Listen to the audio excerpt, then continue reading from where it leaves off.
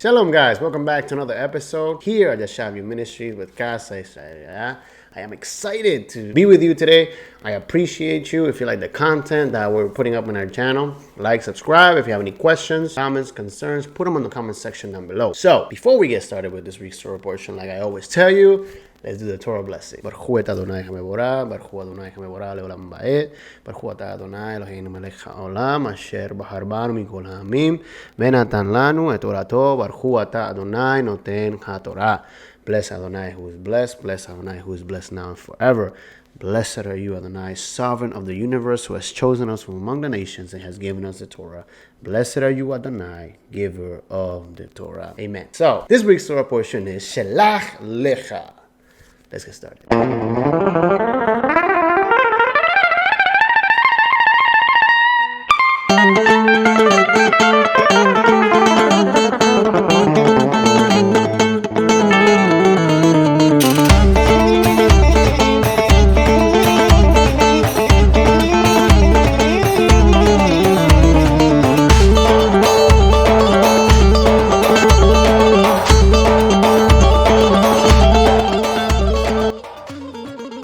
So, Shelach Lecha, send for yourself. Now, before we get started with this week's Torah portion, let's understand the magnitude of this week's Torah portion. Because Israel started with a promise to Father Abraham. Then it went down from Isaac and Jacob. And from Jacob, they became a family, 12 sons. And they sent off their brother out of jealousy to Egypt. And so now they're in Egypt. And because there is a famine, their brother Joseph is the chosen one, and he is the one that has the answer to the solution of this famine that is going on in the world. And they had to go and seek him for his provision, because Elohim had basically taken care of him because he obeyed God's commandments and obeyed God's will. And now they stayed there. They stationed in Egypt, and then a Pharaoh rose up and oppressed them. As a family, they were being oppressed in Egypt. They asked for the Father to redeem them, and he sends Moses. And Moses brings them to the desert. And in the desert, they're given a new name, a new identity. They're given the structure of God's kingdom, a blueprint from heaven. They're given the tabernacle, commandments, the Levitical priesthood, and how they were going to minister and help the people approach God, the creator of everything. Then he gives them the structure of an army, or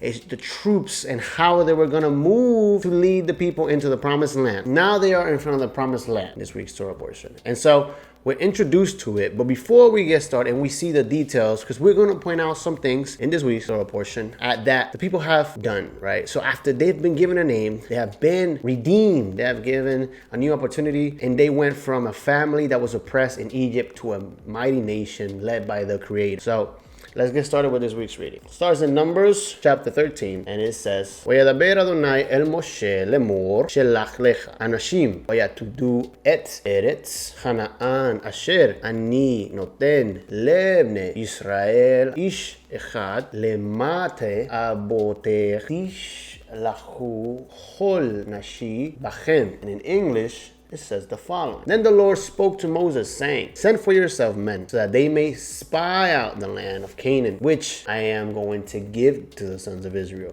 You shall send a man from each of their fathers' tribes, every one a leader among them." So Moses sent them from the wilderness of Paran at the command of the Lord, all of them who were heads of sons of Israel, right? And then it gives you everybody that went on behalf of the leaders. Now, we're not going to read all the names, but it says here, these are the names of the men whom Moses sent to spy out the land. But Moses called Hoshea, the son of Nun, Joshua. When Moses sent them to spy the land of Canaan, he said to them, "Go up there into the Negev, then go up into the hill country, see what the land is like, and whether the people who live in it are strong or weak, whether they are few or many. Who is the land in which they live? Is it good or bad? And how are the cities in which they live? Are they like open camps or without fortifications? How is the land? Is it fat and lean? Are there trees in it or not? Make an effort then to get some of the fruit of the land." Now the time was the time of the fruits reap grapes. So they went up and spied out the land from the wilderness of Sin as far as Rehob at Lebo Hamath. When they had gone up into the Negev, they came to Hebron, where Ahiman, Sha'i, the Talmai, the descendants of Anak were. Now Hebron was built 7 years before Soan in Egypt. Then they came to the valley of Echol, and from there cut down a branch with a single cluster of grapes, and they carried it on a pole between two men, with some of the pomegranates and the figs. That place was called the valley of Echol, because the clusters which the sons of Israel cut down from there. So here's explaining to them the route that they took and how they took the fruit and the instruction that Moses gave them when they went into the land and how they were going to scout it. Okay, now it says here the report, which is the most important part, one of the most important parts of the beginning of this week's Torah portion. And it says, when they returned from spying out the land at the end of the 40 days, they proceeded to come to Moses and Aaron and to all the congregation of the sons of Israel. And in the wilderness of Paran at Kadesh, they brought back word to them and to all the congregation and showed them the fruit of the land. Thus, they told him and said, we went into the land where you sent us, and it certainly does flow with milk and honey, and this is the fruit. So they gave a good report, the introduction. But then they say, nevertheless, the people who live in it, in the land, are strong, and the cities are fortified and very large. And moreover, we saw the descendants of Anak there. Amalek is living in the land of the Negev, and the Hittites, the Jebusites, and the Amorites are living in the hill country, and the Canaanites are living by the sea, by the seaside of the Jordan. But Caleb quieted the people before Moses and said, we should by all means go up and take possession of it, for we will surely overcome it. So here we're starting to see a negative mindset that is affecting the people, because these leaders were chosen to go into the land.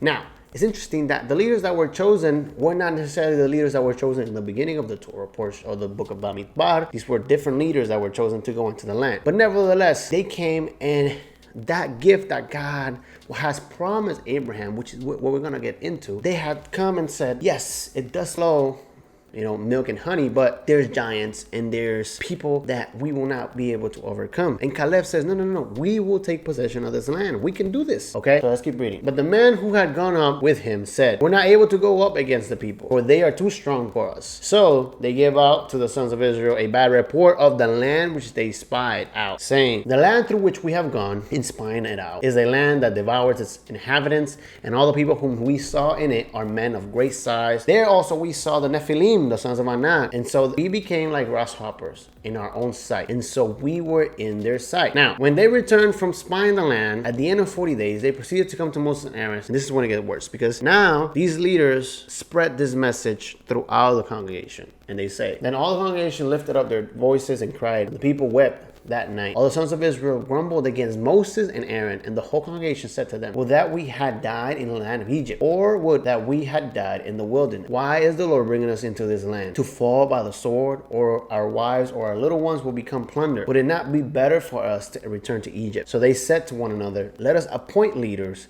and return to Egypt.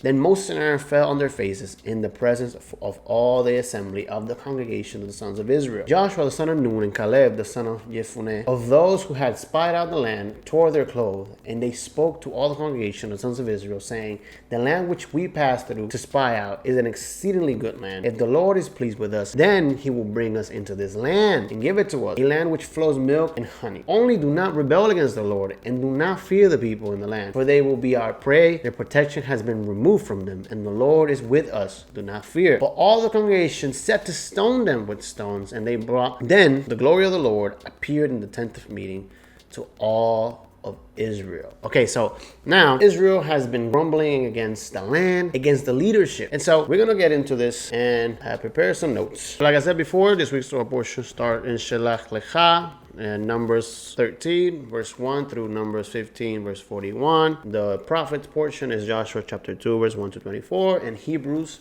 chapter 3, verse 7 through chapter 4, 11. So when we pay attention to this week's Torah portions, and you've been listening to my rookie Hebrew reading, you have noticed that it says, V'yedaber Adonai el Moshe lemor daber. And so Elohim is speaking to Moses most of the times, giving them a command to tell the people. But here it says, V'yedaber Adonai el Moshe lemor Shelach Lecha. Okay, and it says, send for yourself. It is understood that the idea of scouting the land was something that was given by the people, not by Elohim. Even though Elohim says in this chapter of Numbers, chapter 13, he says that we should send scouts, pick leaders to check the land. In reality, when we go to Deuteronomy chapter 1, and we hear Moses in his moment of venting out frustration, he tells the people the following. Then, just as the Lord our God commands us, we left Mount Sinai and traveled through the great and terrifying wilderness, as you yourselves remember, and headed towards the hill country of the Amorites. When we arrived at Kadesh Barnea, I said to you, you have now reached the hill country of the Amorites that the Lord our God has given us. Look, he has placed the land in front of you. Go and occupy it, as the Lord, the God of your father, and has promised you. Don't be afraid, don't be discouraged. But you all came to me and said, first, let us send out scouts to explore the land for us. They will advise us on the best route to take and which towns we shall enter. This seemed like a good idea to me, so I chose 12 scouts, one from each of our tribes. Now, the people of Israel have already rebelled. And so this is the fourth rebellion, right? Rejecting the land. So the first rebellion was when they murmured after Bera. And it states that they used the word ra'ah. Ra'ah has a primitive root, which means properly to spoil, literally, by breaking to pieces, or figuratively, or to make, or be good for nothing, or bad, physically, socially, and morally. So they were speaking bad about being in the desert, and they were complaining to Elohim. The second rebellion was when they complained for meat, right? They said that they would love to go back to Egypt because they wanted meat, and all they had was the manna. It is in Numbers 11, verse 4 through 6. And they rejected not only Elohim redeeming them from Egypt, but they also rejected the provision that God gave them in the desert. And Moses, in this chapter in Deuteronomy, reminds them that they were in the desert and they were protected from snakes, scorpions, and every beast that could have taken them in the desert. They were protected by Elohim. And so they had nothing to complain about, but they were complaining and they were rejecting what Elohim was giving to them in the desert. And then the third rebellion was when Miriam and Aaron murmured to Moses. Miriam basically spoke to Aaron saying that she can do what Moses can do, overlooking that God had chosen Moses, okay? So, this video is a little longer than usual. Please, take your coffee. And bear with me. Matias, Alejandro, Vicky, Ariana, all you guys, pay attention, please. Thank you. Bear with me. So, God gave the people of Israel two instructions. First, he says the following, and I took this from the JPS Torah commentary. When God says, fear and not be dismayed. Though this phrase is imperative, this formula is used expressed as an assurance. Here it is based on a promise to which Moses has alluded. Israel's prior experiences of God's protection should prepare the people to accept this assurance, meaning that they saw what Elohim did in Egypt and how he defeated that nation. He says their failure to be satisfied by this, it brings on the following turn of events, right? The exhortation to not fear is one of the most characteristic expressions of religious feeling in the Bible and in ancient Near East. It is found in messages addressed by deities or their representatives to individuals facing battle or other trials, and it is accompanied explicitly or implicitly by promises of divine protection or victory. The patriarchs received such messages during difficult moments in their lives, as did Jeremiah and Ezekiel upon their institution as prophets, and the Jews in Babylon during their exile. Some assurance became a standard element in divine commands before battle. It is addressed to the Israelites in the days of Moses and Joshua, and the priest is to deliver the same encouragement to the Israelite army in future war. In ancient Near Eastern kingdoms, kings tells of receiving the same messages in oracles from their deity. This assurance of divine protection enabled the people to face war and adversity with confidence.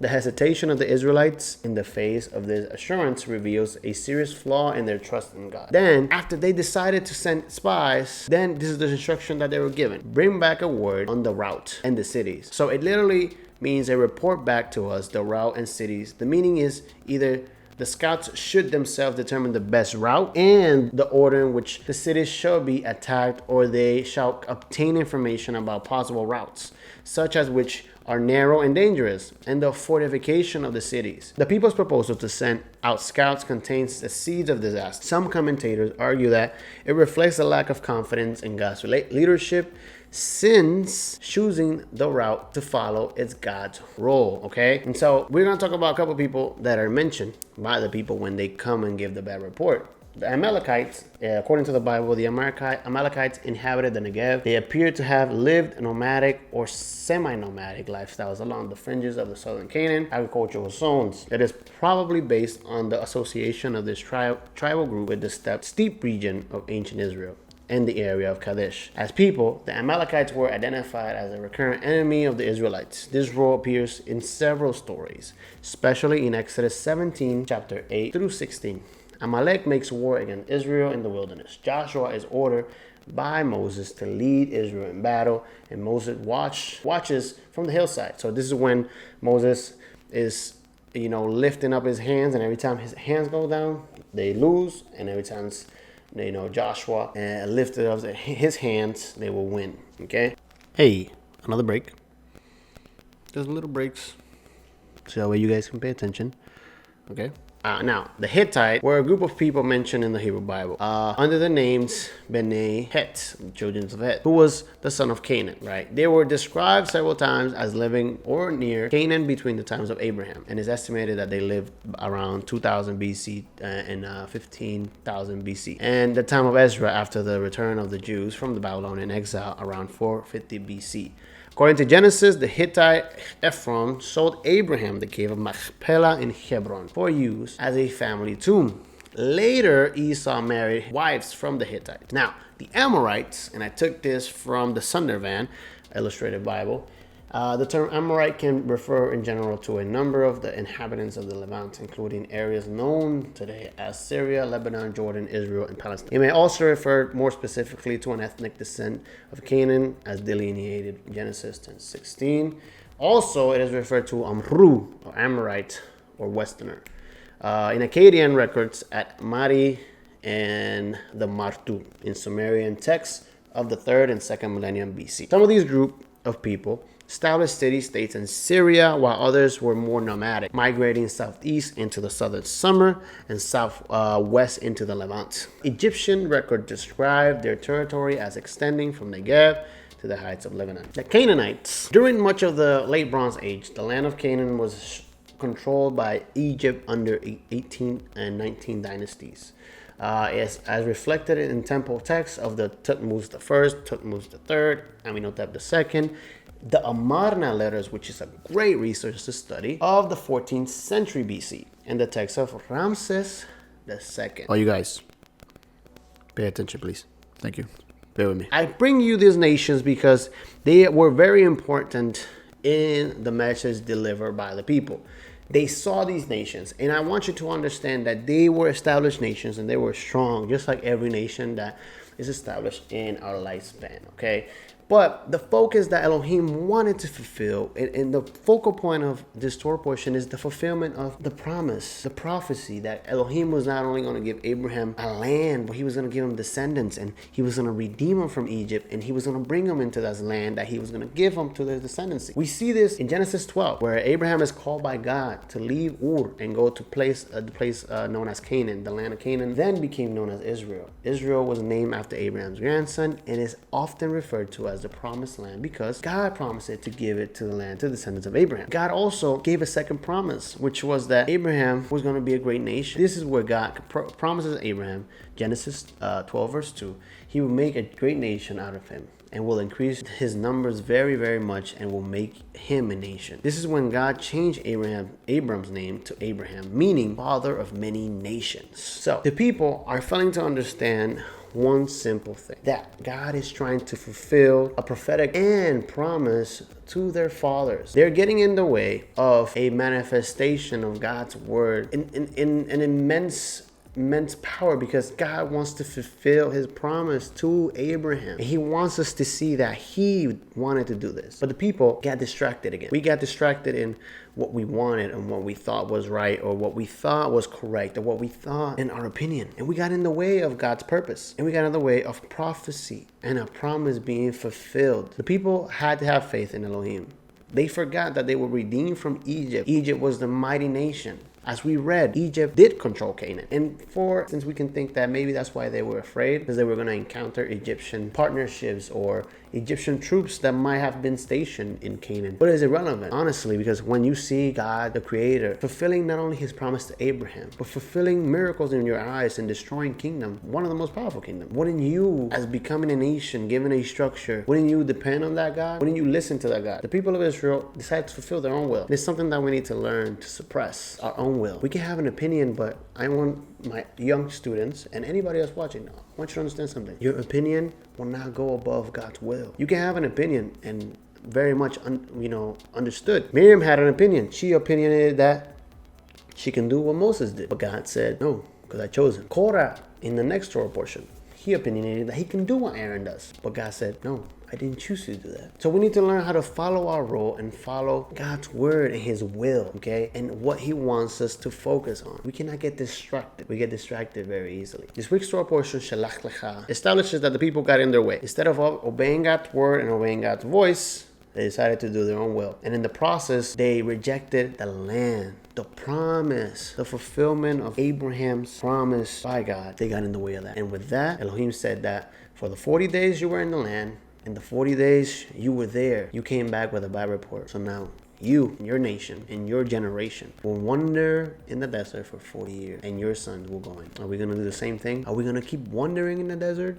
Or are we going to make our way and elevate ourselves to the promised land? Yes, maybe today we cannot go into the promised land. We can reclaim it. But we're called to prepare ourselves, because one day Messiah will come, Yeshua, and we will have to go up to Jerusalem, where we will like it or not. And remember, the land is good, very good. I haven't been able to go, but I pray that I have the opportunity to see it, because the day that I step on that land, I will cry like a baby. And those of you that know me, I'm a crier. I appreciate you. Oh man, I appreciate you guys for being there. This week's video was long. Sorry. I wanted to give you a little bit more information. Hope you guys have a great Shabbat, a great night, a great morning, whenever you see this. And I hope you guys have a great week. Shavua Tov. Shabbat Shalom. Thank you.